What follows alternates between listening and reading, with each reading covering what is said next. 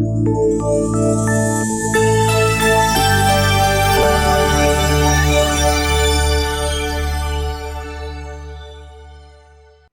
ziua, prieteni! Mă bucur să fim împreună astăzi aici la Business Talks, emisiune oferită astăzi de Business Days și LIM, Leadership in International Management.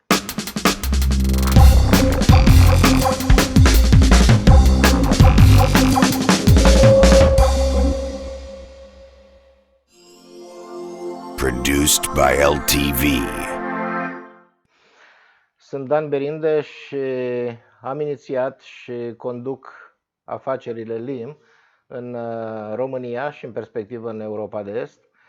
Mă bucur, sunt fericit să-l am astăzi aici alături de mine pe Ernie Turner, cel care a fondat și apoi a dezvoltat compania LIM, Leadership in International Management, cu mulți ani în urmă, 27 de ani în urmă, în Statele Unite, ducând-o de la un startup la o afacere care lucrează astăzi global, devenind furnizorul de programe de team coaching și leadership development pentru companii globale, companii foarte mari, companii care lucrează pe toate continentele. Mă bucur că l avem aici, atât ca și interlocutor, dar mă bucur mai mult că l avem aici ca un prieten care își propune să sprijine companiile ce lucrează în România în a dezvolta spiritul de echipă și eficiența echipelor care conduc business-urile din România. Hello, Ernie. Hello, Dan. It's like a dream for me to be today together here in Romania and having this conversation in Business Talks. Please introduce yourself to our friends, Romanian friends from business Romanian environment. Who are you, Ernie Turner? Ernie Turner is the name, and I am the president of LIM, Leadership in International Management. And as you and I were discussing, this is my 5th time to Romania. So I feel like I'm at home. A lot of my work is working around the world. This is the 5th week of a 5-week trip, most of which has been in Asia. And I get to Asia and Europe 5 or 6 times a year. So living out of a suitcase, being in hotels, and being with good friends like yourself is a big part of my job. I come from Florida, Fort Lauderdale, and I spend about 6 months a year there, every other month. And so a lot of my work is done working with colleagues like yourself in different parts of the world, developing the LIM business. LIM business, who is LIM? LIM is a consulting firm. It's 27 years old this year. And the focus is on leadership development, as the name implies. And we look at leadership development from basically 4 perspectives.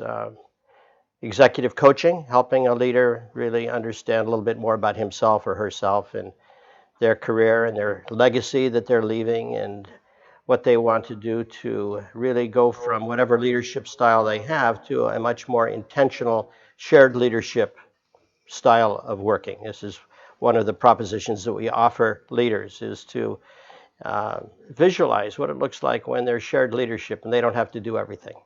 Shared leadership, a very interesting concept. How does it work?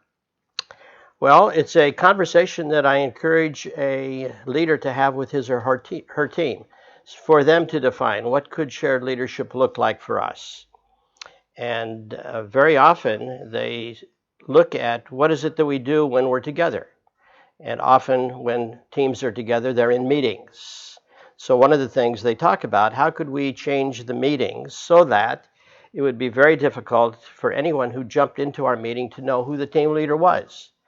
And so one of the very easy things they do is they rotate the chairing of the meetings, preparing for the meetings, chairing the meetings, and following up, so that everyone on the team gets an opportunity to learn a critical leadership skill, which is planning, running, engaging meetings. Because this is very often what I hear in my work, and I know you've heard as well, is a lot of meetings are a waste of time, and as a consequence, people hate to go to meetings as opposed to look forward to them.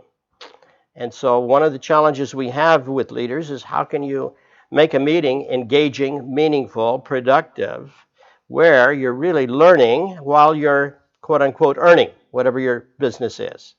So that's one of the aspects of leadership, shared leadership, is to help teams really take the burden off of the managing director, the team leader, to do all the work. Great. Ernie, here we have in Romania many consulting companies, Right. Romanian companies or international companies working in Romania and in Eastern Europe. Now, we together try to develop a business on Lean model here in Romania and not only in region. Please tell to our friends what is different in Lean way to do works comparing with other consulting company you know around the world. Let me just finish the first question that I didn't complete, and then I'll come to that one because I think it's related.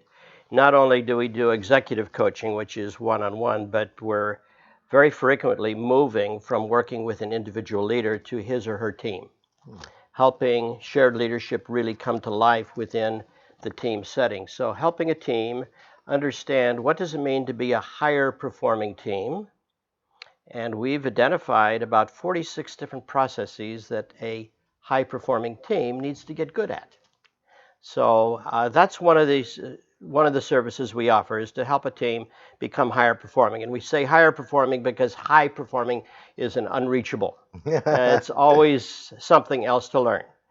And the third service that we provide is leadership development programs that a lot of companies provide, where you pull people out from different parts of the business or different parts of the region or the world to develop them on their leadership skills and with a set of competencies that companies have developed are critical for leadership development.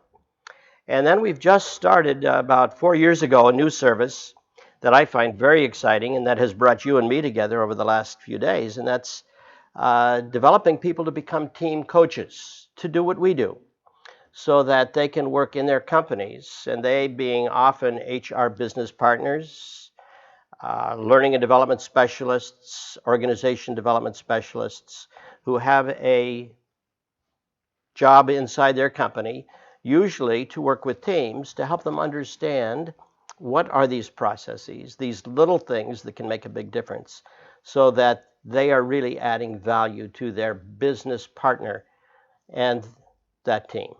So those are the 4 services that we provide. And I think what makes us different, which was your next question, is the methodology we use. We have a methodology called action, reflection, learning, and it's a researched set of principles, 10 principles, that allow people to really understand how does learning stick. Because we're in the learning business as well as the leadership development business. And any company that doesn't understand that they're in the leadership business and the learning business will go out of business soon. So leadership and learning are very much tied together. And I think that's perhaps one of the unique features of our approach. We have a motto called earning while learning. We also have coaches around the world who have been certified in our particular branch of learning. And so we take it very seriously that our coaches really understand these learning principles and the concepts and the tools that bring these principles to life. Ernie, I have a question in my mind right now, speaking with you. You told me and to our friends about learning. You are in contact and you are working with a lot of people around the world, people involved in business. Do they like to learn while they are in business? They are very busy.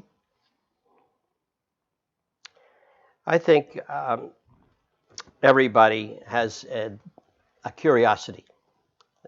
They want to add value. I think that's one of the common things that I've discovered in the work that I've been doing over the last 20, 30 years. I've been very fortunate to have lived in 6 different countries and have worked in 50 different countries.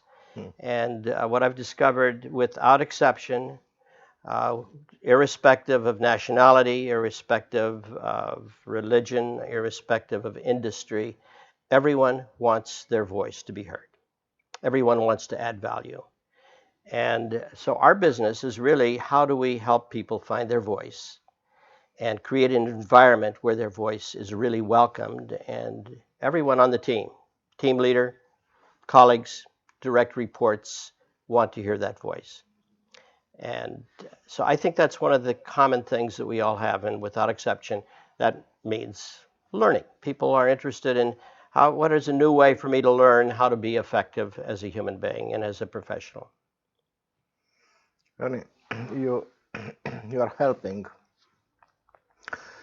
many leaders in different cultures to become more effective. What do you think, which are the key success? What do you think, which are the key success factors in becoming a more effective leader? First of all, I think is a desire to learn. Very nice. You got to have an interest, and another key success factor, and that's part of self-awareness. And sometimes self-awareness happens just innately. People say, what can I learn about X or Y? Sometimes leaders get motivated to learn a little bit more when they get feedback from their kids or their wife or their direct reports or their boss. So sometimes feedback can be a very effective motivator for learning. I'll tell you a quick story. I've been working with a woman who is a managing director of a pharma company in Hong Kong. And she's always been curious, and I've known her for quite a while now. But she got some feedback from her direct reports that she was very rigid, didn't listen very well. She's very bright. So she would often cut people off, finish their sentences, and was one of those leaders that felt she had to be in control of everything. She was doing micromanaging from the perspective of her direct reports. She was very much into command and control. You do, I tell. And she, because of her brain and her energy, she was able to do an awful lot. But she was getting burnt out, and then she got this feedback from not just one or two, but almost everyone on her team. You are not giving us the space to finish our thoughts, to really think, and therefore we're retreating, we're holding back. Once she saw that, she said, I need to do something. The person who was responsible for learning and development across the region came to her and said, we would offer you a coach. And she then said she'd like to work with me. So we started working on her very serious needs of holding back and listening. Listening is probably the number one leadership skill. There's been some surveys done of the leaders people admire most, and number one characteristic was somebody who will listen. And so she started focusing on how can I hold back and just keep my mouth closed and listen to people. And that was dramatic in itself. And then she started to be interested in shared leadership. And instead of running every meeting, she engaged her team in saying, I can't do it myself. I need some help. I'm getting burnt out. I can't run this business all by myself. And her team jumped in and said, we'll help. So help was a magic word. I think that's another one of the key success factors. Recognizing that you need help, being curious, getting feedback, and then taking an offer and saying thank you. And she started to be much more appreciative. And if you would go to her team now, you wouldn't be able to tell who the team leader was. She's taken that to the next level. She said, not only are we going to do this in the leadership team, share leadership, but I encourage each of you to cascade down into your part of the business the same characteristics, because they had found it so exciting and so engaging to be able to work together rather than to be told what to do. They started to do it themselves. And now the organization is much more effective, much more productive, and their profitability has increased. So there's been a very dramatic trigger from one to the other. And now she's looking at happiness. She's taking it to the next level. How can we ensure that everybody in this business is happy? Very interesting. Yeah, and there's been some interesting research by Harvard University on the impact of happiness on productivity and profitability. And it's very important for us to be happy where we are. And I think that's another one of the things that we in LIM really take seriously. How do we make, and what can we do to help a team get to know the different members of the team so they enjoy being together with Dan? They're looking forward to Monday. Instead of saying, thank God it's Friday, they're saying, thank God it's Monday. I get to see Dan. I can show now all our work together during different workshops all the time. It's very funny for all the participants. But I have in my mind now another one topic. Liam was born in USA. Now it's alive in Latin America, in Asia, and now in Romania.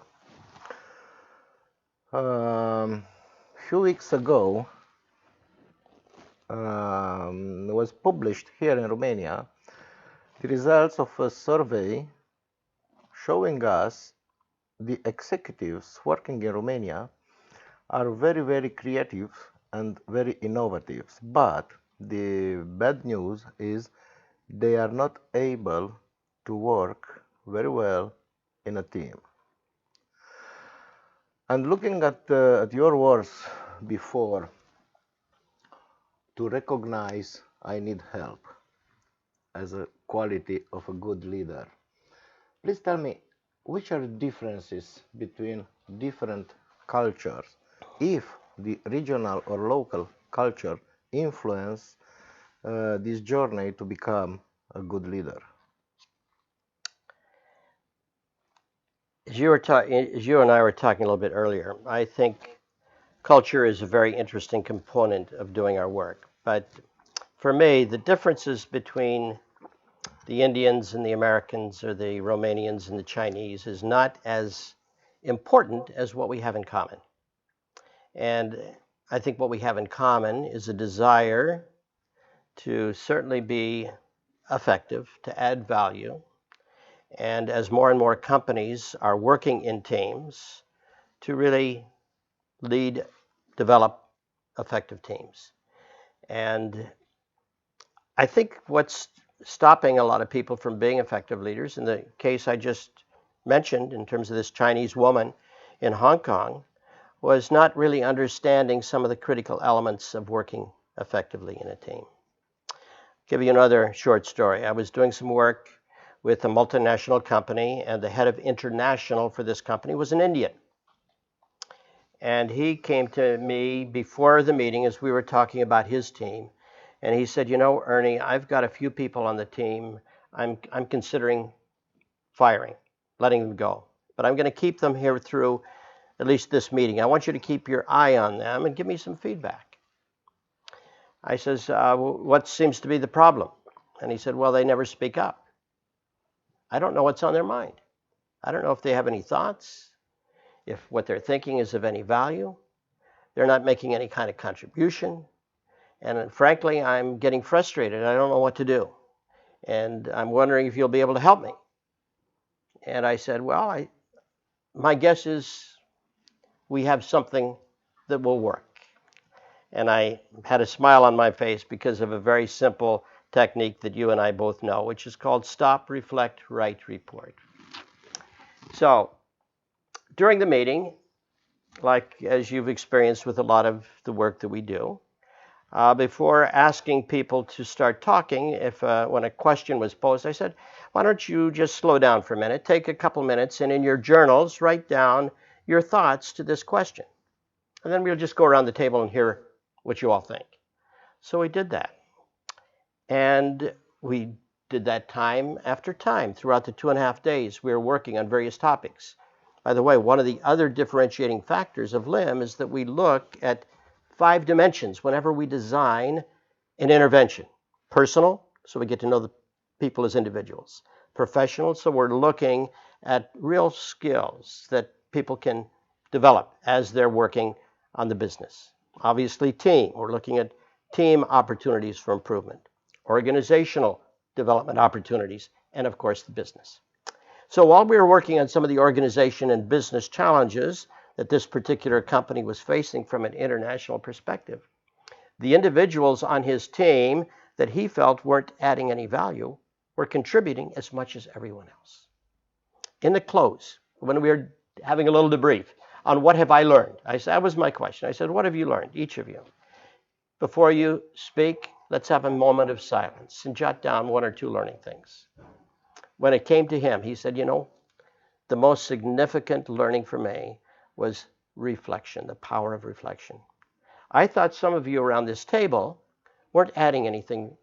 And what I discovered, the reason was, as an extrovert, I'm taking up all the time. You never had a chance to speak up. I didn't have to tell him, but he realized it himself. And everybody had a big laugh. But it was just so simple as that. Sometimes extroverts think the introverts aren't adding any value. And what I've discovered in terms of real differences, the introversion-extroversion difference is sometimes much bigger than any cultural differences that I've discovered. Great. Ernie, usually consultants and advisors tell to people, to managers, what to do and how to do. I need an advice on behalf of our friends, very good leaders. Please make a short list, maybe 3 or 5 bullets in a to-stop list in terms of what a leader ought to stop doing to be more effective? Yes. Well, it's hard to make a generic list for every leader, but I would start, maybe turn it around more positively rather than stop. Start listening more, which, like in the case of the Hong Kong leader, means giving some very fundamental body language that you're really listening, summarizing, saying, is this what you're saying, Dan? So giving some attribution and not just trying to be polite, but really being curious about what the other person is saying. So I think curiosity and listening go hand in hand. I think asking for help is a wonderful sign of leadership. A lot of leaders think they have to know everything, so have to be always in control. And it's really just the opposite. The higher you get in an organization, the more you need others to support you. And if you try to do everybody's job, why are they there anyway? So by asking for help and then asking and delegating is another critical thing in terms of success. So being able to let go and let others take on. So I would say these are critical ones. What a lot of leaders don't do very much of, and I've discovered after working with us they do more of, is take time in their meetings to get to know who's on their team anyway.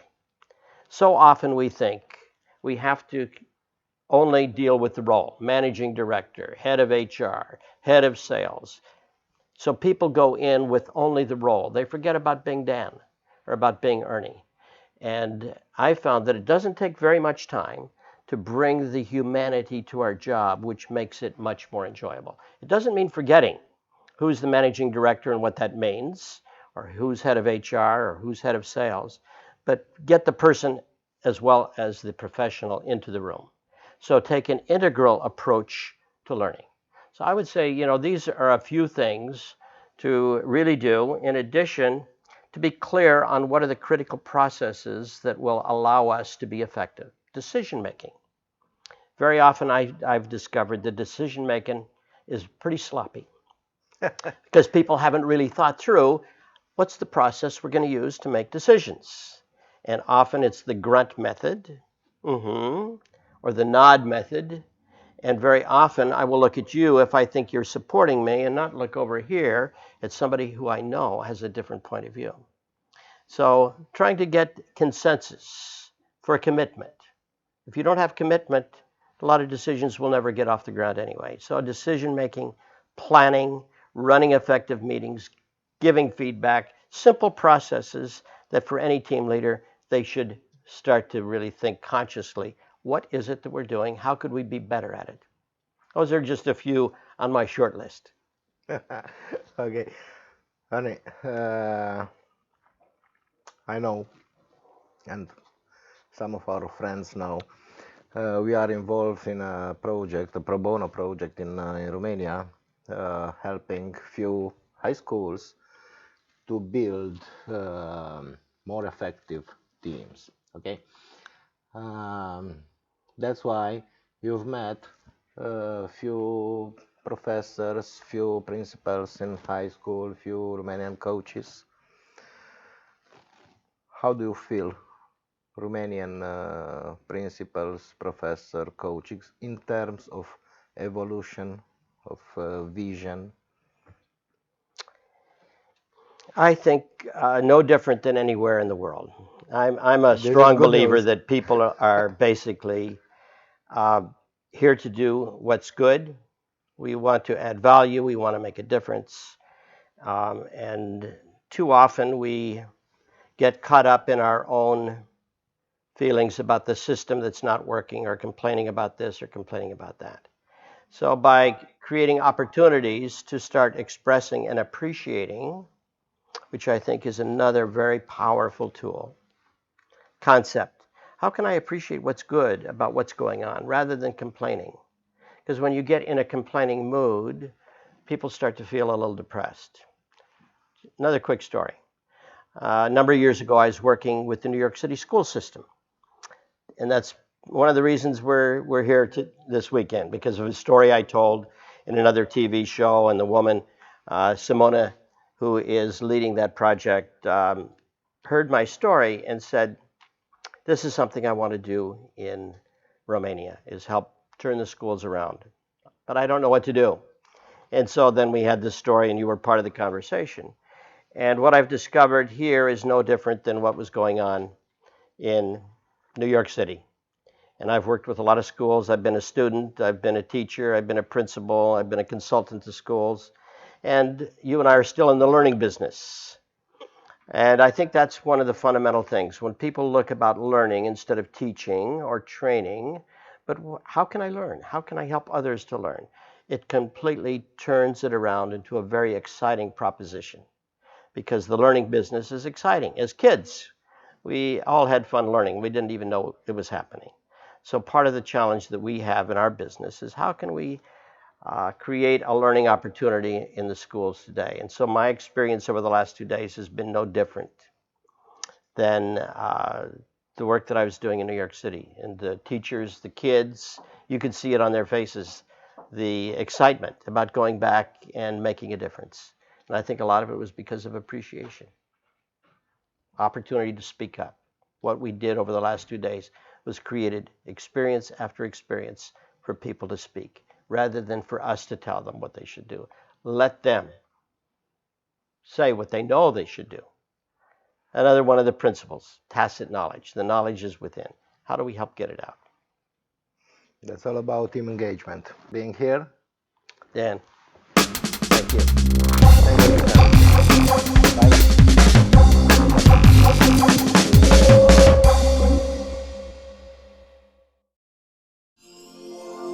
Produced by LTV.